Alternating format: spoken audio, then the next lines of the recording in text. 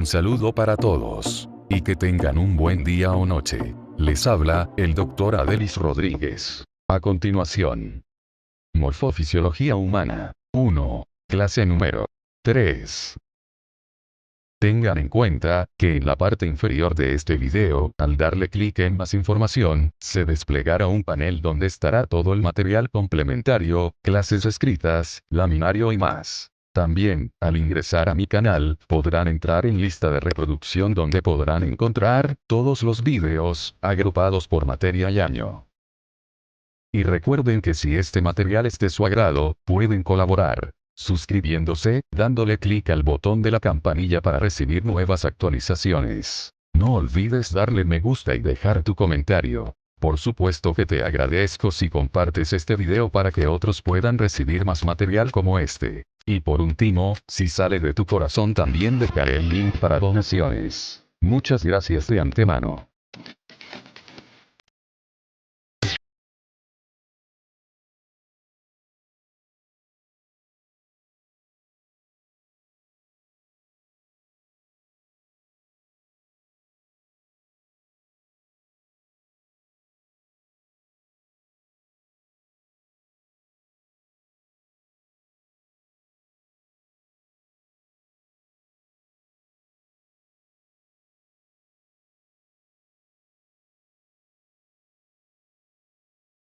Saludos a todos. En la actividad anterior comenzamos el estudio del sistema endocrino, del metabolismo y su regulación.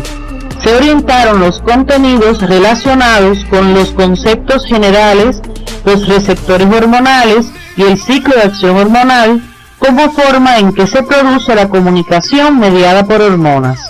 También estudiamos los mecanismos de acción por los que se efectúan las modificaciones en las células dianas. La regulación a través de mecanismos hormonales se pone de manifiesto en el metabolismo y en particular en el de los glúcidos, que será objeto de nuestra actividad orientadora. En una dieta normal predominan los glúcidos o carbohidratos, presentes en los cereales, arroz, pastas y pan. Los mismos se metabolizan en el organismo, ya sea con fines energéticos o plásticos, participando en diferentes mecanismos de regulación que contribuyen al mantenimiento de la homeostasis. En esta actividad orientaremos el estudio del metabolismo de los glúcidos. Al terminar el estudio de estos contenidos, serán capaces de explicar el mecanismo de incorporación de los monosacáridos a la célula y sus diferencias entre los tejidos, así como los procesos de síntesis y degradación de los glúcidos.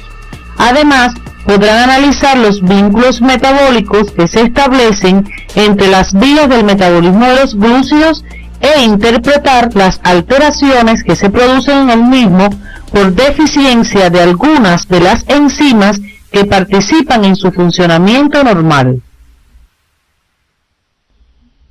En la diapositiva que están observando, se relacionan los principales glúcidos de la dieta. Debido a la abundancia de estos nutrientes en una alimentación normal, su metabolismo aporta la mayor cantidad de energía diaria. La glucosa es el componente fundamental de todos ellos. El almidón, el glucógeno y la celulosa son homopolisacáridos constituidos por glucosa, abundantes en alimentos como la harina de maíz y de trigo, el arroz y los vegetales, entre otros.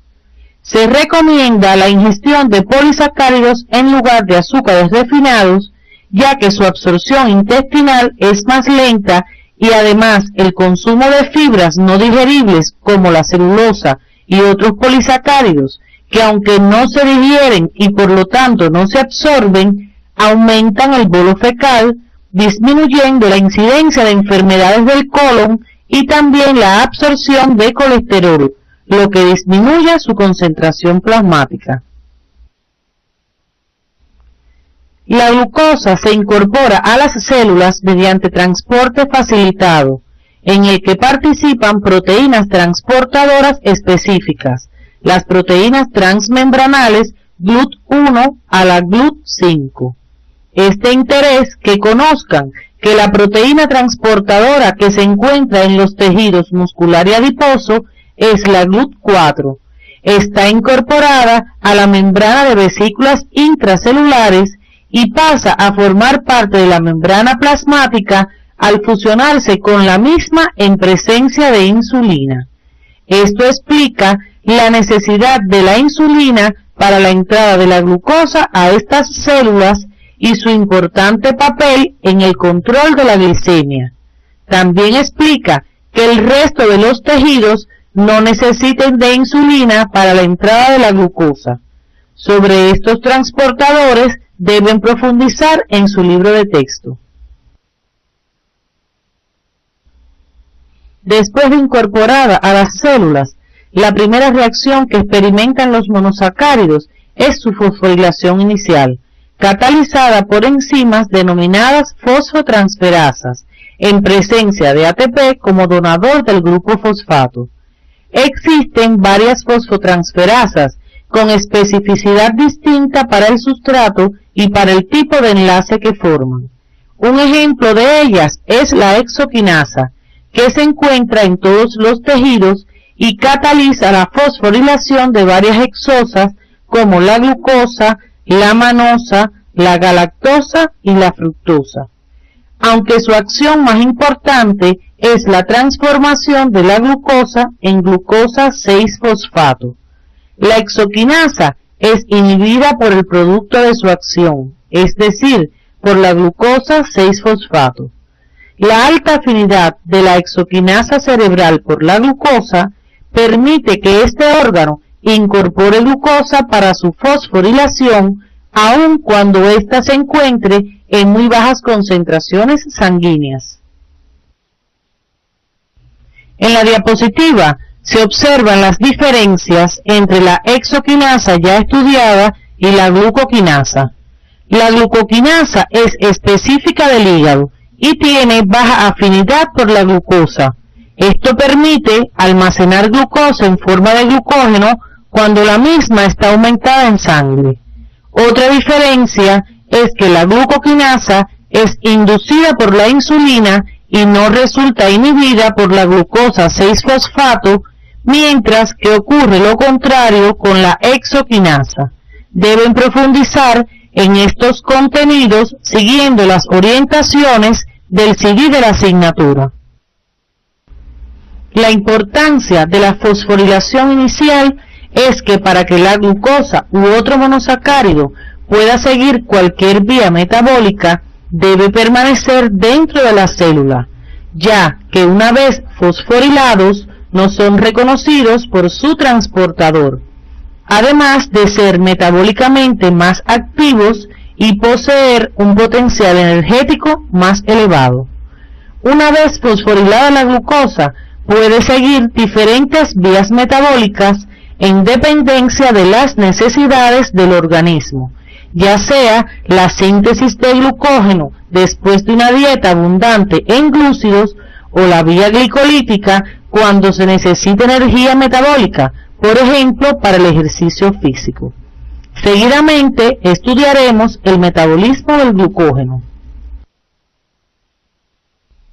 La reserva energética constituye una ventaja importante para la supervivencia.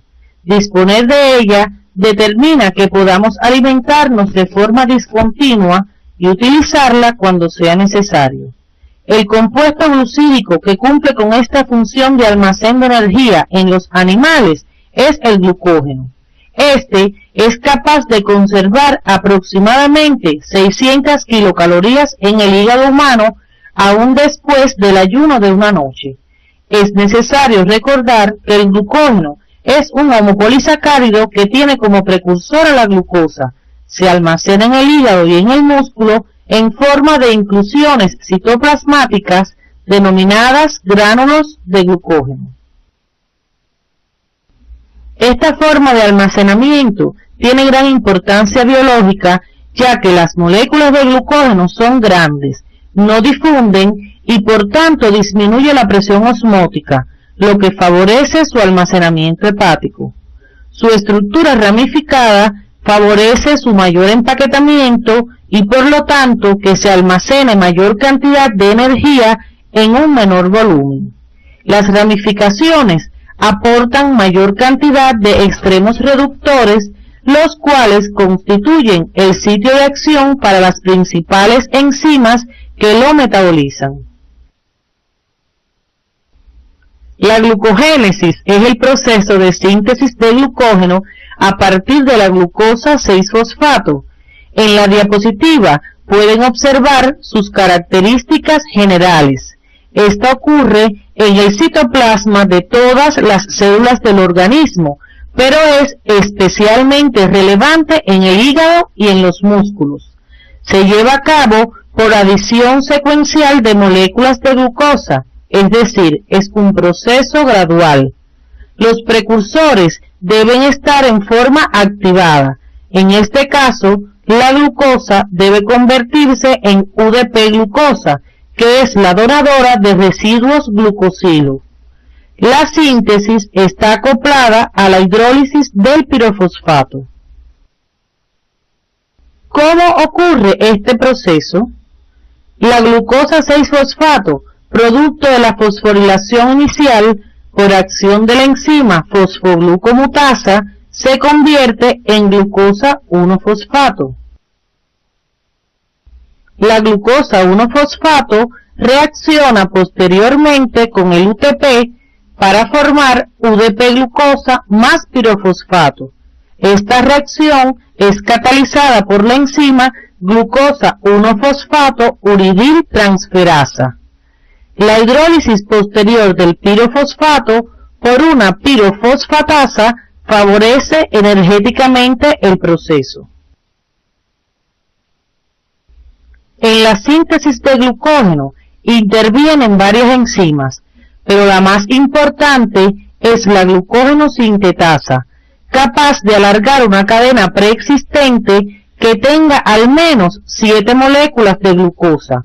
Es por esto que para comenzar la síntesis del glucógeno hace falta la proteína glucogenina, que funciona como primer o cebador, aportando el extremo a partir del cual comienza su acción la glucógeno sintetasa. Esta proteína se separa solo después que el gránulo de glucógeno ha alcanzado determinado tamaño. En esta diapositiva se representa la formación de los enlaces alfa-1,4 glicosídicos por la acción de la enzima glucógeno sintetasa.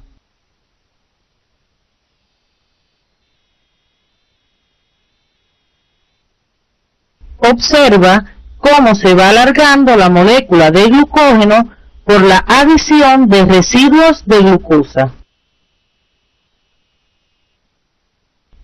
Este polisacárido es ramificado y se precisa de otra enzima cuya actividad consiste en transferir un oligosacárido de unas 6 a 7 unidades de glucosa desde el extremo 4 de la hebra en crecimiento hacia un resto de glucosa mediante un enlace glicosídico alfa-1,6. Esta recibe el nombre de enzima ramificante. Su acción facilita la actividad de la glucógeno sintetasa, pues le aporta los extremos 4 no reductores necesarios para la misma. Al mismo tiempo, la acción de la sintetasa facilita la de la ramificante, pues al alargarse la hebra, ésta puede obtener el oligosacárido necesario para transferirlo. La glucogenólisis es el proceso de degradación del glucógeno. En la diapositiva se muestra la acción de la enzima glucógeno fosforilasa, que es la enzima fundamental de este proceso. Actúa rompiendo los enlaces alfa-1,4 glucosídicos en cada uno de los múltiples extremos reductores del polisacárido.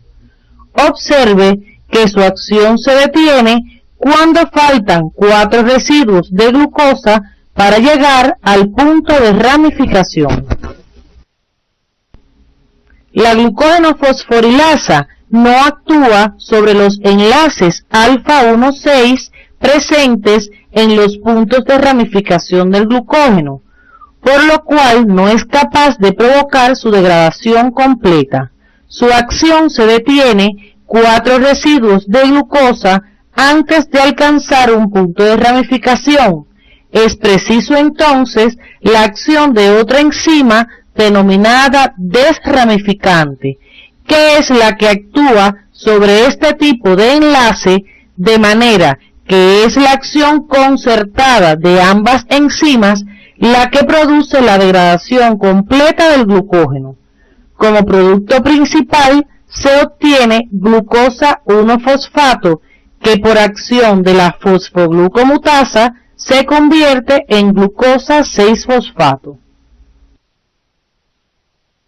A modo de resumen, podemos plantear que en la glucogenólisis participan 2 enzimas, la glucógeno fosforilasa, que cataliza la fosforólisis de los enlaces alfa 1,4 glicosídicos, y la enzima desramificante, que elimina las ramificaciones por los enlaces alfa 1,6 glicosídicos.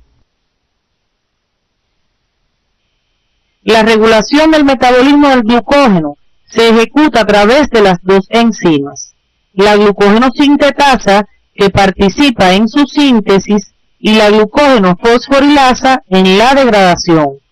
La glucógeno sintetasa tiene 2 formas: glucógeno sintetasa I, independiente de la presencia de glucosa 6-fosfato para su acción, que no está fosforilada y es activa, y la glucógeno sintetasa D, dependiente de la presencia de glucosa 6-fosfato para su acción, que está fosforilada y es menos activa. La otra enzima, la glucógeno fosforilasa, también tiene 2 formas: glucógeno fosforilasa B, menos activa, que no está fosforilada, y la glucógeno fosforilasa A, activa, que está fosforilada. Tanto la glucógeno sintetasa como la glucógeno fosforilasa se regulan por el mecanismo de modificación covalente estudiado en el primer trimestre. Las hormonas adrenalina y glucagón activan las proteinquinasas que fosforilan ambas enzimas, provocando activación de la glucógeno fosforilasa, estimulando la degradación del glucógeno, mientras que la glucógeno sintetasa disminuye su actividad, lo que inhibe la síntesis de glucógeno. La hormona insulina provoca la desfosforilación de las enzimas. En consecuencia, la glucógeno fosforilasa se hace menos activa y la glucógeno sintetasa se activa, lo que favorece la síntesis de glucógeno. Es decir, hormonas como la adrenalina y el glucagón favorecen la degradación del glucógeno, mientras que la insulina estimula su síntesis. Estos aspectos deben profundizarlos por su libro de texto y por las orientaciones que aparecen en su CD. A continuación les mostramos un resumen de la regulación de ambos procesos.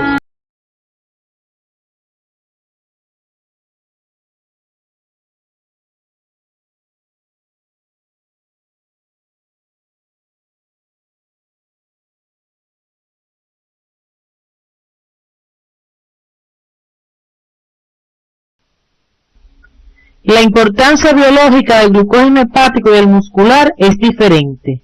El glucógeno hepático mantiene la concentración de glucosa en sangre en los periodos interalimentarios.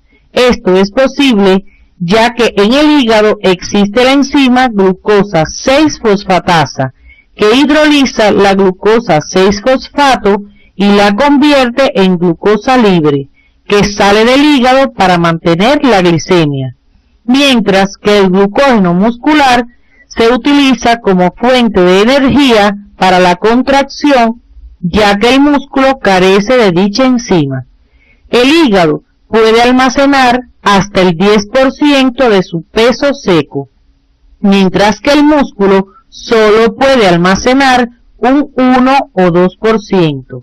Sin embargo, dada la cantidad de masa muscular total del organismo, se almacena mayor cantidad en los músculos.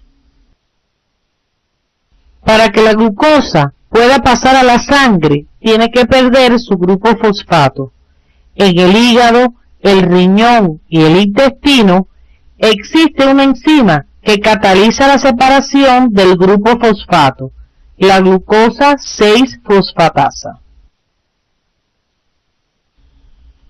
Existen enfermedades por alteraciones en el metabolismo del glucógeno, entre las que se encuentran las glucogenosis.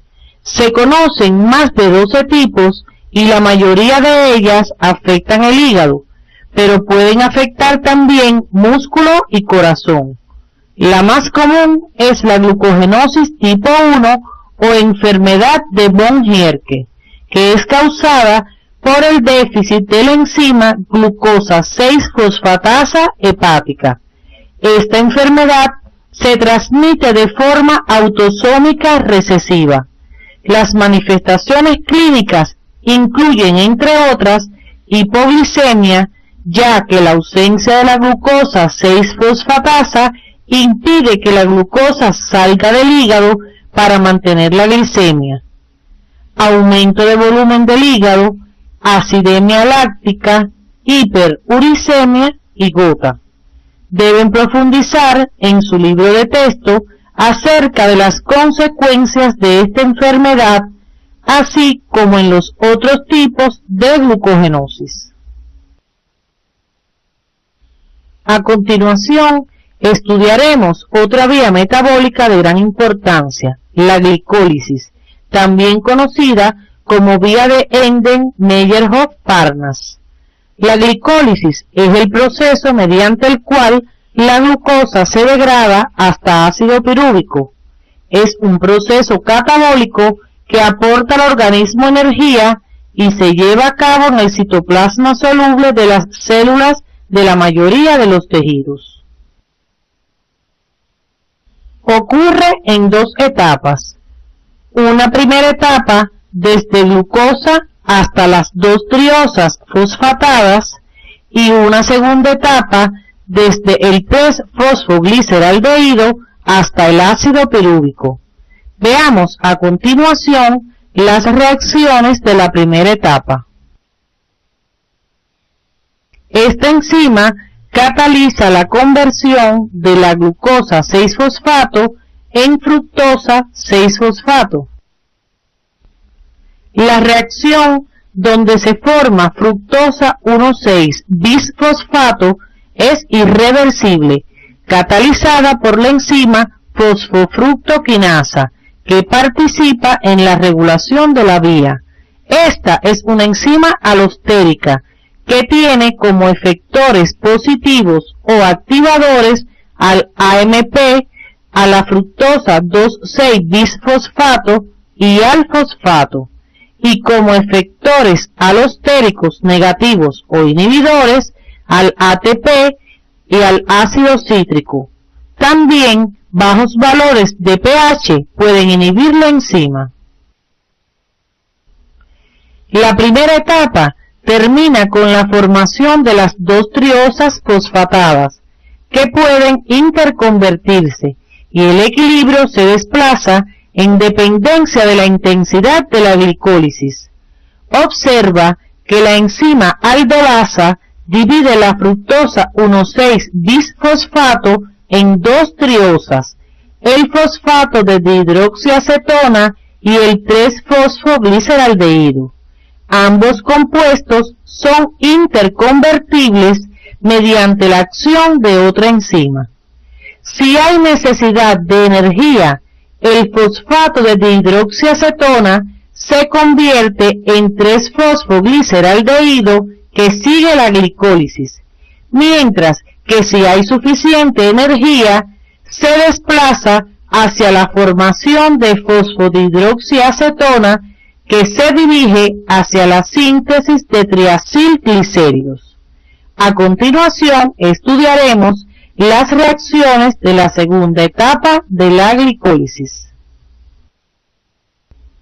En la primera reacción ocurre una oxidación catalizada por la enzima 3-fosfogliceraldehído deshidrogenasa, que tiene como cofactor al NAD oxidado. Observen que el ácido 1,3-difosfoglicérico posee un enlace rico en energía, que se aprovecha en la reacción siguiente en la síntesis de ATP. Este proceso se denomina fosforilación a nivel de sustrato, que no es más que la formación de ATP o equivalentes a partir de la energía liberada directamente de un sustrato. Como se observa en la diapositiva, en esta reacción se convierte el ácido 1,3-bisfosfoglicérico en ácido 3-fosfoglicérico, catalizada por la enzima gliceroquinasa. En esta reacción ocurre una fosforilación a nivel de sustrato.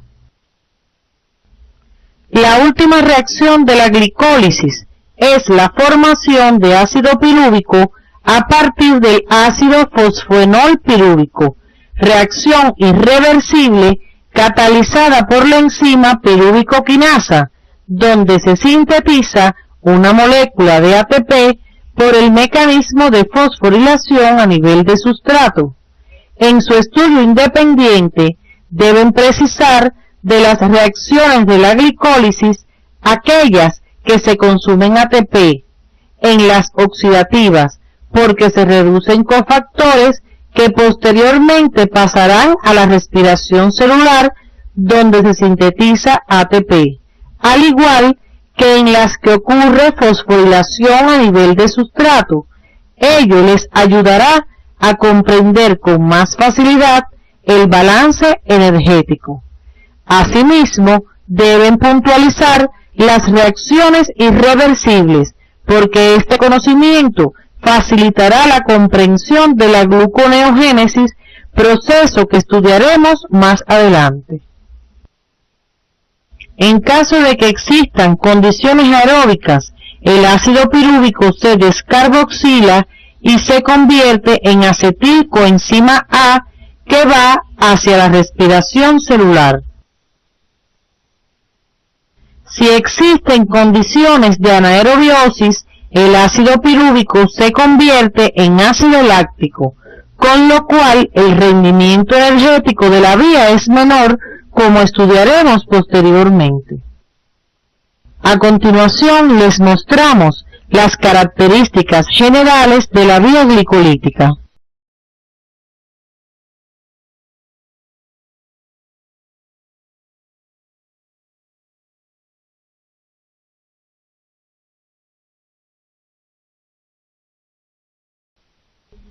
El rendimiento energético de la vía glicolítica depende de las condiciones en que se efectúa. En la glicólisis aeróbica se obtienen 7 ATP, mientras que en la anaeróbica se obtienen solamente 2 ATP, debido a que los 2 NAD reducidos que se obtienen en la reacción catalizada por la enzima 3-fosfogliceraldehído deshidrogenasa en la glicólisis anaeróbica no pueden incorporarse a la respiración celular, que como se observa en la diapositiva, aportan 5 ATP. Observen que el resto de las reacciones son iguales para ambos casos. En la oxidación total de la glucosa hasta dióxido de carbono y agua participan la glicólisis aeróbica, la descarboxilación oxidativa del ácido pirúvico y el ciclo de Krebs. Deben notar que el alto rendimiento energético guarda relación con el hecho de que la glucosa se divide en la vía glicolítica en 2 triosas, por lo cual se multiplica por 2 la energía obtenida a partir de dicha etapa de la vía. Es muy importante que precises en los aspectos esenciales de la glicólisis. Su metabolito inicial es la glucosa. Su metabolito final en la glicólisis aeróbica es el ácido pirúvico y en la glicólisis anaeróbica es el ácido láctico. La enzima reguladora en ambas condiciones es la fosfofructoquinasa 1. Su localización celular es en el citoplasma soluble, mientras que se localiza tisularmente en todos los tejidos. La gluconeogénesis es un proceso de síntesis de glucosa a partir de compuestos no glucídicos. Sus metabolitos iniciales o precursores son los aminoácidos, el ácido láctico, el glicerol y cualquiera de los metabolitos intermediarios del ciclo de Krebs. Solamente se realiza en el hígado, específicamente en el citoplasma y la matriz mitocondrial. Tiene gran importancia biológica, ya que en estado de ayuno el organismo puede sintetizar glucosa a partir de sustancias de las cuales dispone con relativa facilidad y reutilizar el ácido láctico producido por una actividad física intensa. La mayoría de las reacciones de la gluconeogénesis son catalizadas por las mismas enzimas de la glicólisis, con excepción de las reacciones irreversibles que son de glucosa a glucosa 6-fosfato, de fructosa a fructosa 1,6-bisfosfato, de ácido fosfoenol pirúvico a ácido pirúvico. Estas reacciones son sustituidas por rodeos metabólicos que debes estudiar en tu libro de texto. En la diapositiva se observa el rodeo metabólico correspondiente a la transformación de fructosa en fructosa 1,6-bisfosfato, por la importancia que tienen las enzimas que catalizan estas reacciones en la regulación de la glicólisis y la gluconeogénesis. Los sitios de regulación de ambos procesos son esencialmente los mismos, coinciden con los pasos irreversibles y por ende están catalizados por enzimas diferentes. Ello contribuye a la eficacia del proceso, ya que existe una respuesta contraria ante un mismo estímulo. En la regulación intervienen también mecanismos covalentes dependientes de hormona. Así, el glucagón en el hígado inhibe la glicólisis y activa la gluconeogénesis. Efecto contrario realiza la insulina. Ambos procesos resultan regulados por el nivel energético de la célula y por la concentración de metabolitos como el citrato. Así, elevados niveles de ATP inhiben la fosfofructoquinasa 1 y por tanto disminuyen la glicólisis. Por otro lado, estimulan a la bisfosfofructofosfatasa 1, activando la gluconeogénesis, es decir, altos niveles de ATP inhiben la glicólisis y activan la gluconeogénesis. Efecto contrario realiza una concentración elevada de ADP. Estos contenidos debes profundizarlos en tu libro de texto. Existen otras vías a través de las cuales otras exosas, como la fructosa, la manosa y la galactosa, pueden convertirse en alguno de los metabolitos intermediarios de la vía glicolítica y por tanto continuar en la misma hasta su degradación. En esta diapositiva se resumen las características generales del metabolismo de estas exosas.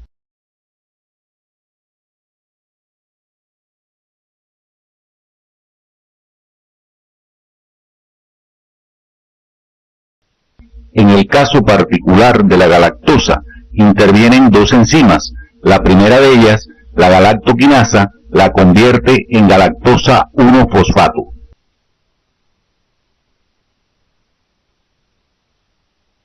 Y la segunda, catalizada por la galactosa 1-fosfato uridiltransferasa, la convierte en glucosa 1-fosfato. Cuando se presenta deficiencia de una de estas enzimas, se produce una enfermedad denominada galactosemia. Si la deficiencia es de la enzima galactosa 1-fosfato uridiltransferasa, se produce la galactosemia clásica, cuyas manifestaciones clínicas son cataratas, retraso mental, hepatomegalia y subíctero. La galactosemia producida por deficiencia de la enzima galactoquinasa es menos frecuente y debes estudiarla por tu libro de texto. El cuadro clínico de estos pacientes mejora si se les elimina de la dieta la galactosa, el azúcar de la leche materna. La lactosa está compuesta por glucosa y galactosa, por lo que a estos pacientes se les suspende la misma. A continuación, estudiaremos otra vía metabólica de la glucosa denominada ciclo de las pentosas. Es también llamada vía de oxidación directa de la glucosa y vía del fosfogluconato. Consta de dos etapas, una oxidativa y otra no oxidativa. La oxidativa va de glucosa 6-fosfato a ribulosa 5-fosfato. La no oxidativa es de ribulosa 5-fosfato a fructosa 6-fosfato, que puede convertirse en glucosa 6-fosfato y de esta manera se conforma un ciclo. Esta etapa se caracteriza por una serie de reacciones de interconversión de monosacáridos.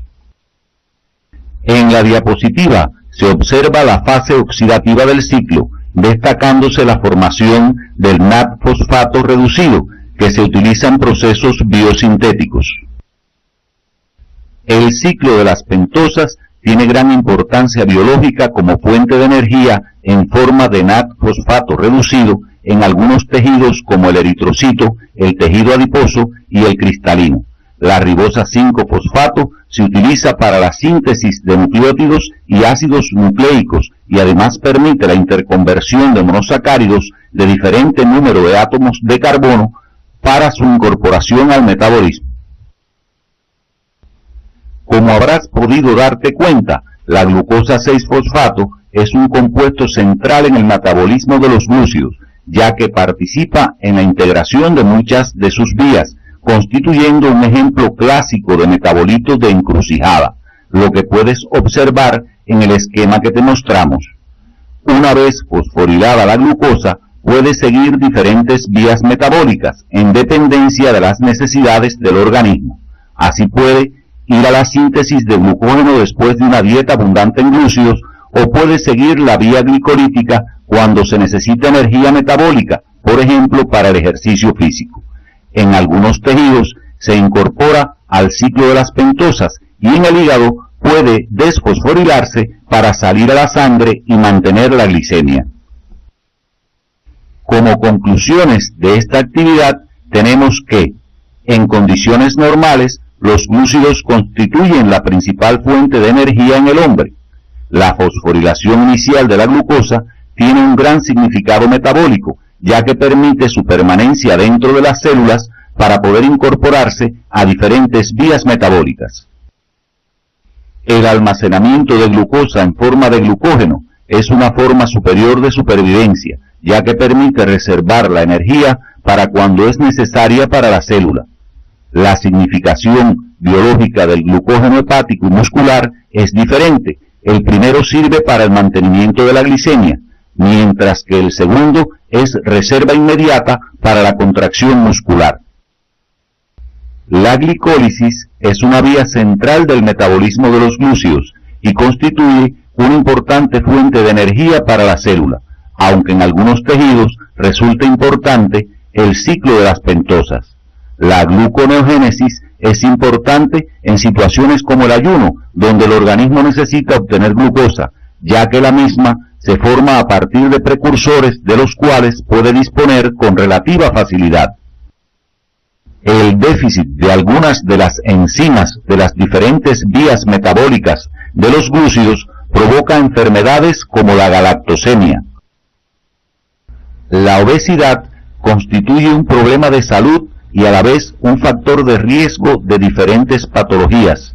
En la misma pueden influir factores genéticos, neurógenos, psicógenos, hormonales y metabólicos, siendo dentro de estos últimos el metabolismo de los lípidos uno de los más afectados. Las vías metabólicas de los lípidos serán el motivo de nuestra próxima actividad orientadora.